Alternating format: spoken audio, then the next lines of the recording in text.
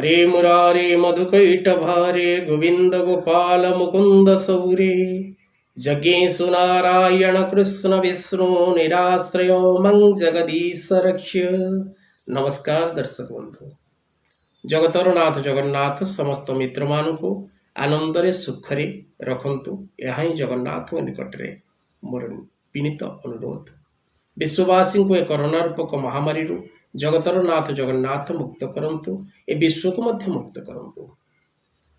दर्शक बंधु, आसंता सेप्टेम्बर मास 16 तारिख बुधवार दिबा 9:44 समय राहु एवं केतुंकर चलन होउछि। राहु मृगशिरा नक्षत्र वृष राशि की गमन कला समय रे केतु ज्येष्ठा बिछा राशि की गमन करिवे।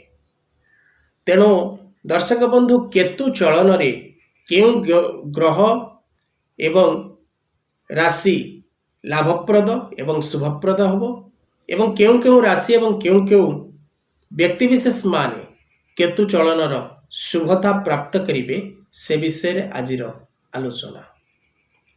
दर्शक बंधु, यह होछि गोचर जनित फल। एथि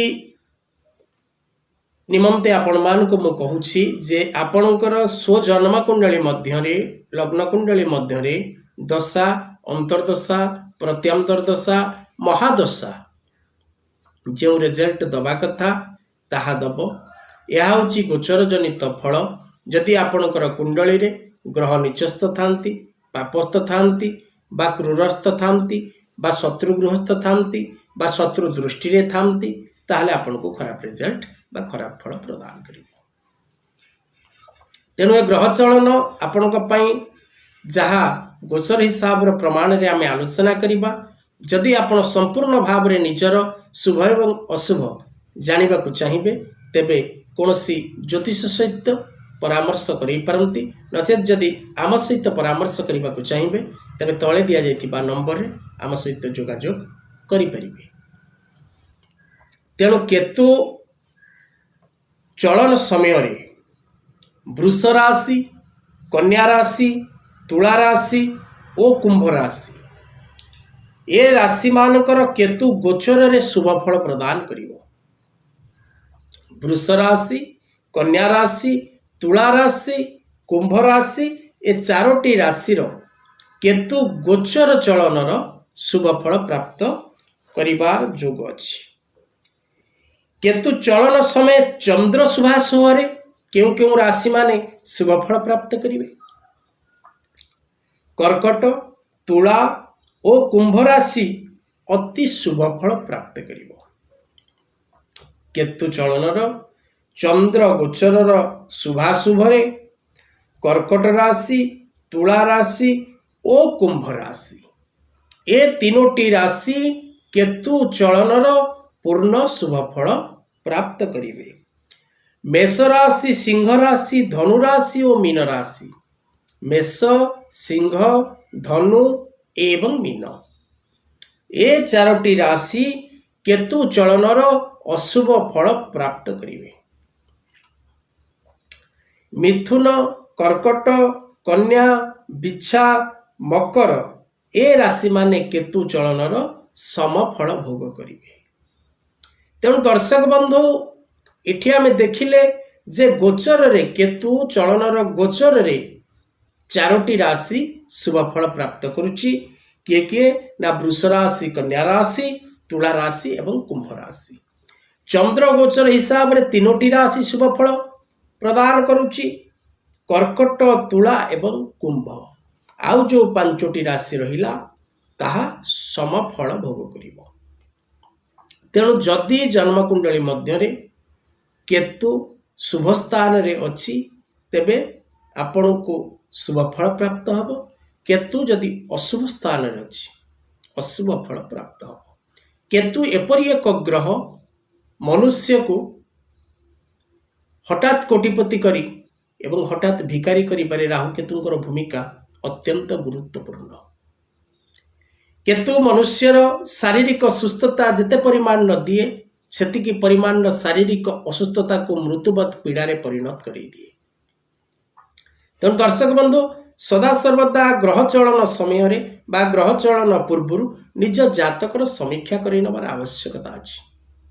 कारण ग्रह केउं स्थान रे आपणकर अवस्थित एवं केउं केउं प्रकार फल आपण को प्रदान करिवो ताहा गोचर मतरे आमे आलोचना कले, किंतु वास्तवता यदि आमे आलोचना करिबा ताहले आपणकर जन्मकुंडली रे केतु केउं स्थान रे अछि, तार प्रभाव कौन रही, से केउं ग्रह सहित युक्त होइके अछि, केउं ग्रहर दृष्टि रे अछि, केउं स्थान रे अछि, केउं ग्रहर गृह रे अछि, ए सब विषय निश्चित भाव रे आलोचना करिवार आवश्यकता अछि।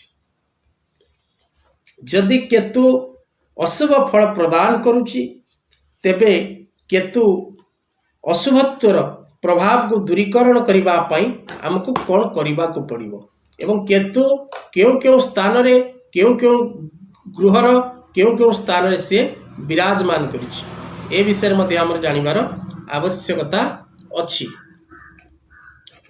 आमे जदि वर्तमान आलोचना करिबा जे केतु केउं केउं स्थान रे विराजमान करिछि ना, केतुर नक्षत्र भोग रे 9, 10, 11 मुखरे रहुछि। 9 नंबर नक्षत्र, 10 नंबर नक्षत्र और 11 नंबर नक्षत्र मुखरे रहुछि, जहाँकि देह कष्ट, शारीरिक पीड़ा एवं जहाँ को आम कह जाए जे मृत्युवत पीड़ा।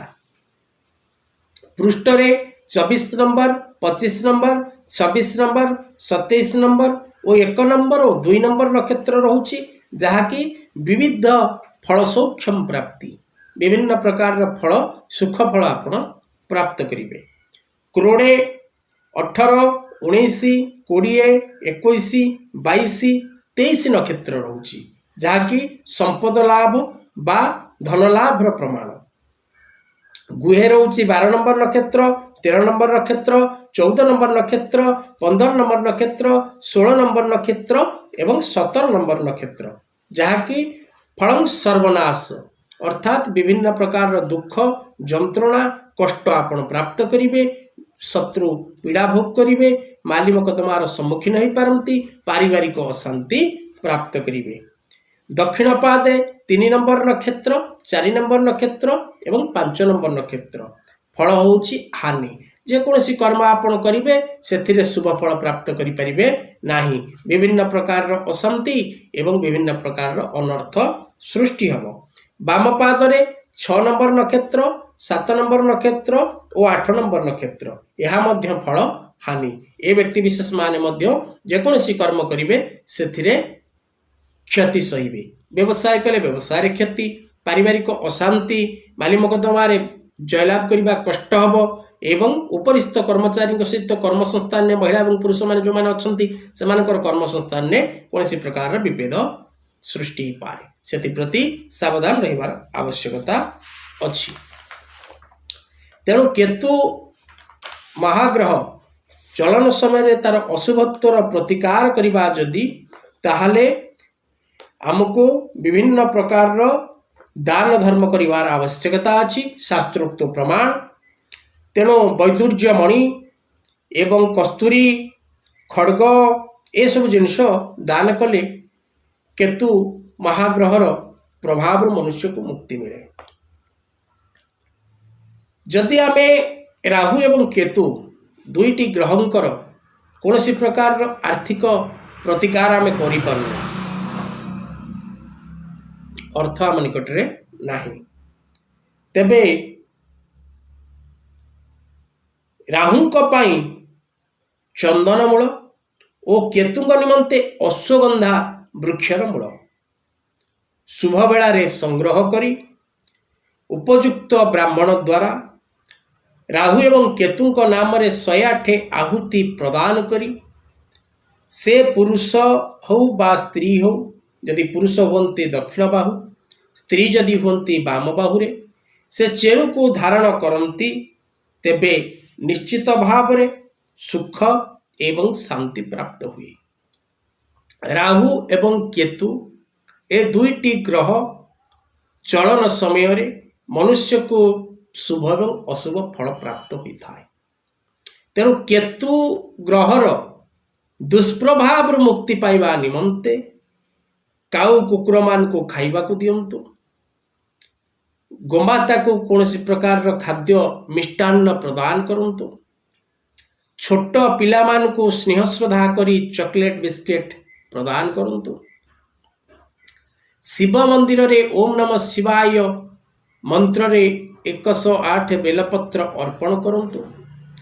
प्रवाहित जल रे छोट छोट अटा एवं चीनी मिसेई छोट छोट गुली करी जल रे माछ एवं जलचर जीव मान प्रदान करंतु। तेणु दर्शक बंधु, केतुर कुप्रभाव रक्षा पाइबा विशेष भाव में जदि आपण कौन बरणी चाहूँगी तेबे आपण आम सहित जोगाजोग करि पारंती। आमर जोगाजोग नंबर आपन को तले दिया जाइछि। तेणु केतु चलन रे क्यों राशि को शुभ एवं क्यों राशि को अशुभ ताहा आमे आलोचना कले। आजिर कथावस्तु को एठी रखिबा। जय जगन्नाथ।